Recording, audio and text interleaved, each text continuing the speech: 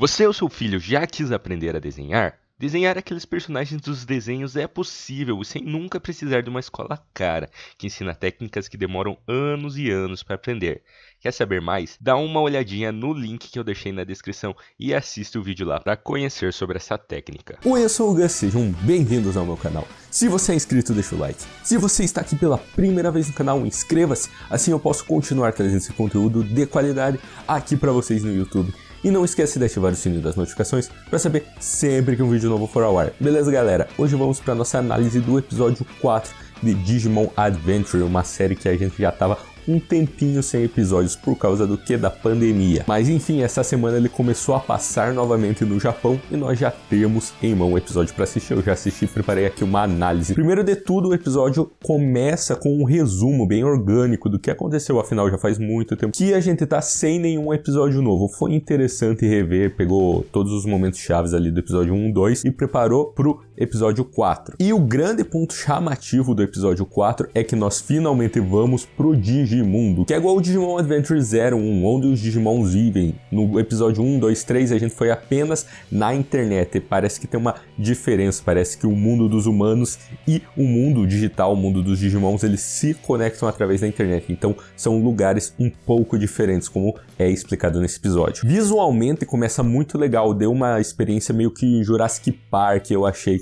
com o Tai observando toda a fauna ali do Digimundo, vendo aqueles Digimons que são literalmente dinossauros, né? Acho que tem o Stegomon e tem o Brachiomon e outros. Ele fica admirado vendo toda aquela natureza. Aí o Agumon vem e explica pra ele o que é, como se diferencia do mundo dos humanos. Outros personagens além do Tai que são extremamente importantes nesse episódio são o Izzy, que é o Koshiro em japonês, que não está presente fisicamente. De novo, como nos episódios anteriores, ele está afastado do Tai, ele tem uma presença à distância. Mas outro personagem vai pro Digimundo com o Tai, que é a Sora. A Sora tá um pouco diferente da Sora que a gente conheceu lá no Digimon Adventure 1. Claro, isso é um reboot, é uma nova Sora, mas enfim, ela tá mais, parece que infantil, mais menininha, mais pequenininha mesmo. E é interessante ver como a Toei decidiu retrabalhar os conceitos do Digimon Adventure original. Por exemplo, tem uma cena bem quando a Sora chega, dela mexendo no smartphone e dizendo que não tem rede. Será que nós estamos fora do Japão? Nós estamos em uma ilha? Pra quem lembra, o Joe fazia isso quando os personagens iam pro Digimundo lá no primeiro original. Então teve uma modernização de conceitos, até que foi uma coisa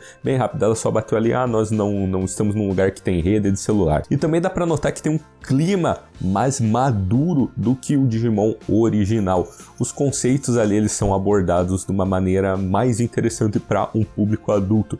Não é aquela aventura bobinha do original. Tem ali uma direção mesmo para você ter certa admiração, para você ter certa nostalgia, para você pensar, poxa, isso aqui não tá certo. E para ter um momento também que você se diverte nas batalhas. Eu achei que esse é um ponto que a Toei se esforçou de fazer. Uma coisa bacana é que tem tipo uma descrição para os Digimons. Quando aparece o Agumon, tá lá no cantinho, Agumon. Quando aparece o Brachiomon, escreve lá, Brachiomon. Tinha mais ou menos isso no Digimon original, mas era meio que um corte, né? Ele cortava assim, tipo a Pokéagenda do Pokémon, e aí falava, Quagamon, tal. E aí agora eles deixaram mais orgânico, só aparece ali no cantinho da tela. Eu acho que é uma coisa legal, principalmente pra criança que tá conhecendo o mundo dos Digimons agora, e criança tem isso, né? Gosta de coletar inseto, gosta de colecionar cartinhas, então aprender o nome de todos os Digimons deve ser algo bem divertido. E nesse episódio também nós fomos introduzidos ao Piomon, que é o Digimon da Sora, que é aquele passarinho rosinha. Ele teve uma introdução bem legal, que foi baseada novamente nos conceitos do primeiro episódio do Digimon Adventure, que é a perseguição com o Quagamon, só que nesse ele foi substituído por um Snymon.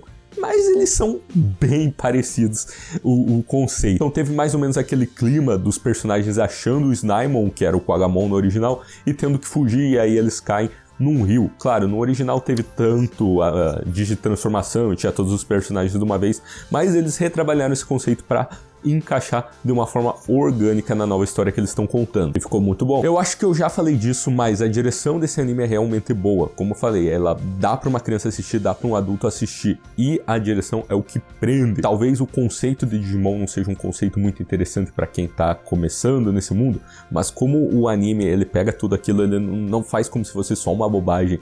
Ele tem uma seriedade, ele tem um carinho na história que ele tá contando.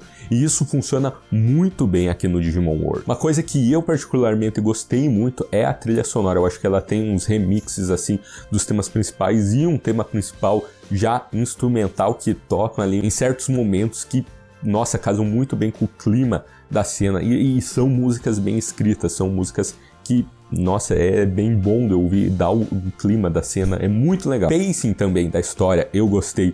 Ela não é totalmente, nossa, não estamos com fôlego, ou não é um negócio muito estendido. Eu acho que acontecem coisas em um tempo correto. O episódio não é arrastado, o episódio não é lerdo e também não é um episódio muito bombástico, é um bom pace. Eu gosto também como o roteiro, ele mistura cenas de ação com cenas de paz. Tem certos momentos ali que tá só a Sora e o Tai, eles estão só admirando a paisagem, ou eles fugiram do Digimon e agora eles estão tendo um momento de paz, e eu acho que com a paisagem, com a música, esse clima é bem transferido pro espectador. Nesse episódio também nós fomos introduzidos ao Tentomon, que é o Digimon do Easy. Como eu falei, ele tá fora de cena, mas ele aparece mais tarde no episódio lá na internet, que é onde o Tai foi nos primeiros episódios. Então vai ter, acho que uma conexão, vai mostrar como que a internet e o Digimundo estão conectados. E o próximo episódio provavelmente, claro, já tem o preview, né? Vai ser sobre o Tentomon e sobre o Easy, o Koshiro. O tema que os heróis ainda estão enfrentando no mundo real é sobre os blackouts. Isso já tinha nos outros episódios, mas